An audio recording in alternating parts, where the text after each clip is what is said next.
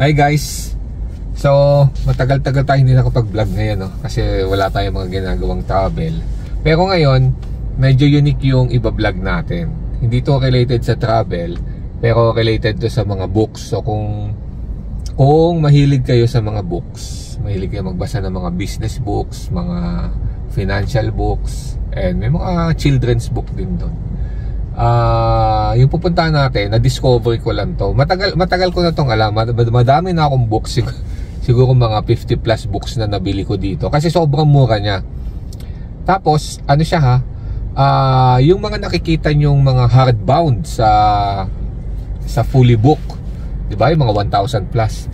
Doon kasi, mabibili mo siya mga 300 to 400 to 500. Pero believe it or not, talagang yung mga nabibili ko doon, yung mga hardbound na mga kapal is, ano siya, mga tigti 300, 400, ganun. So, tambak talaga yung mga books ko na nabili doon. Ngayon, original yun hindi yun mga fake Ngayon, nandito tayo sa Alabang ngayon. Ano tayo, pupunta tayo ngayon doon. So, yan, nandito tayo ngayon sa Alabang. Yan, going to tayo ngayon, makikita nyo Festival Mall. So ang gagawin natin dyan, nasa Ayala Mall siya. Yan, hindi Ayala Mall Ayala Mall Alabang. Kalimutan ko ba yung patawag na Ayala Mall? South Park. South Park, yun, South Park. So yung mga taga South dyan, Muntinlupa, alam nyo, yung yung ang dami dun books na similar sa fully book talagang amura niya. So yung mga 1,000 plus sa fully book, nasa 300, 400 doon. Same quality, original. At tas ito pa, hardbound. Yung nasa fully book, mga hindi pa hardbound, ang mamahal na. Ito, hardbound, tapos mura siya. Tapos ano din feeling ko mas mababa pa nga siya sa Big Bad Wolf Kasi sa Big Bad Wolf, 'di ba, discounted na siya. Pero nung pumunta kami sa Big Bad Wolf last time dito din sa Alabang, nung nag-host sila dito, yung mga price doon hindi kami nakabili ng masyadong madaming books kasi medyo mahal din yung sa Big Bad Wolf. Hindi to talaga mura siya. And so makikita nyo yung business ng books. Legit to I mean, meron silang store dito. So makikita nyo talaga yung business ng books, kunyari yung fully book. Siguro times 2, times 3 yung patong nila, dun sa mga books nila. So tuloy na-influence ako. Pag pupunta ako sa fully book, tas meron akong gustong bilhin na book, hindi ko tuloy mabili kasi naiisip ko baka meron dito na similar book, tas grabe yung discount. Actually hindi siya discounted dito Talagang yun ang price niya, mga 350, 400, 500, yun na yun. So sige, pag nandun tayo, i-vlog ulit natin. So sige, bye bye.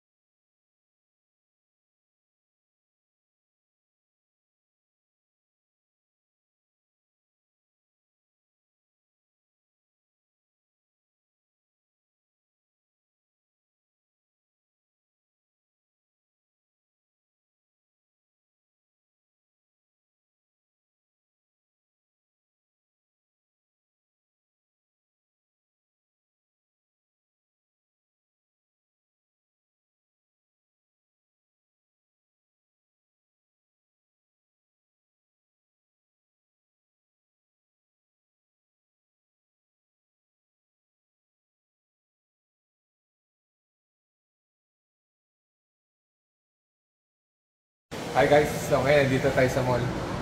Bababa na tayo doon sa Eric Bookstore. Eric pala pangalan, hindi Eric Eric T Bookstore.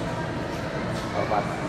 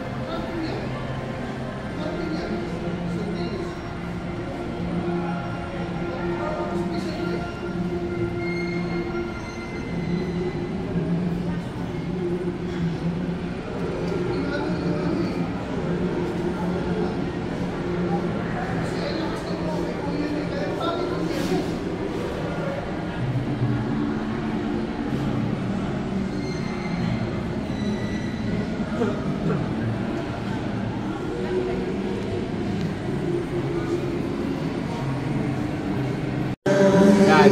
So ito yung nabili namin guys. Yung mga libro. Mga hardbound yan. Okay, worth 3,200. So ito.